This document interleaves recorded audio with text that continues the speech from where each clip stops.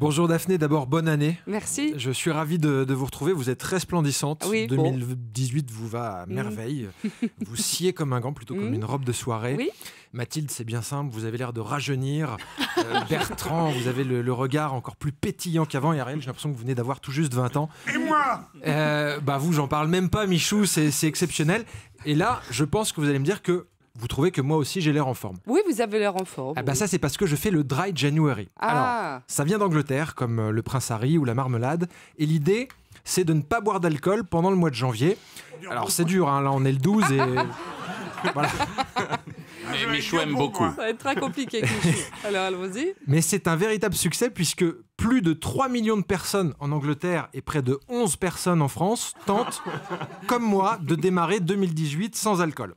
Il y avait eu une tentative un petit peu similaire dans l'Hexagone. Tout le monde est à l'aise avec la géométrie ? Bon, tant pis, Oui. c'est pas grave. Il y a quelques années, c'était une initiative locale intitulée le Défi Brestois, qui était plus ou moins basé sur le même concept. En gros, tous les 2 ans, au mois d'octobre, les habitants de la ville de Brest se lançaient le défi de ne pas boire d'alcool pendant 3 jours consécutifs. Et c'est une initiative qui s'est très vite essoufflée, puisque la 2e édition en 2015 n'a pas eu lieu, faute de participants. Et depuis, ils ont complètement laissé tomber. Mais bon, à chacun ses objectifs, on ne juge pas. La Grande-Bretagne a de grands objectifs, la Bretagne a de plus petits objectifs. C'est normal, c'est comme ça, c'est aux grands de montrer l'exemple aux plus petits, pas l'inverse. D'ailleurs, pour la petite histoire, le 24 décembre, dans le Télégramme, le quotidien régional breton, on pouvait lire un article intitulé « Quand boire trop d'eau devient-il dangereux ?» Et c'est vrai que j'ai l'impression qu'on a plus de chances de croiser un Brestois le 24 au matin au comptoir du Vauban avec un verre de muscadet plutôt qu'un verre de flotte. Mais je peux me tromper, c'est une intuition. De la même manière, j'ai le sentiment que Michou, on a plus de chances de vous croiser à la terrasse d'un café Montmartrois, la Mascotte par exemple, avec une coupe de champagne plutôt qu'avec un verre d'eau gazeuse. Mais je peux me tromper, c'est juste une intuition. Parce que Michou, il aime bien le champagne, et nous, j'aime bien les bulles.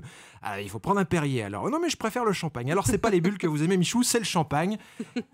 Et pour bien commencer l'année et en finir avec cette chronique, j'aimerais maintenant adresser mes vœux aux climato-sceptiques. Alors là, on n'est plus du tout dans le même sujet, il y a carrément un changement.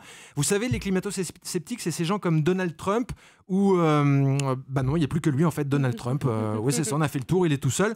Mais c'est pas grave, je vous souhaite quand même une très belle année 2018 et je l'encourage à stopper ses investissements dans l'immobilier pour se précipiter sur le chocolat.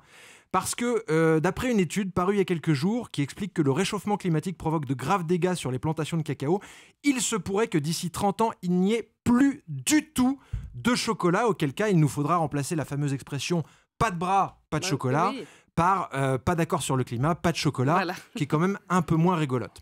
Et puis, plus de chocolat, ça veut dire plus de bûches de Noël, plus d'œufs de Pâques, et probablement plus tout à fait non plus le même Xavier Bertrand. Xavier Bertrand sans le chocolat, c'est un peu comme Montmartre sans Michou, il manque un truc. Puis franchement, déjà qu'on a perdu Johnny Hallyday et qu'on a toujours les enfoirés, si en plus il n'y a plus de chocolat, heureusement il nous reste les bulles, Michou. Merci. Alors, merci Ben. Europe 1.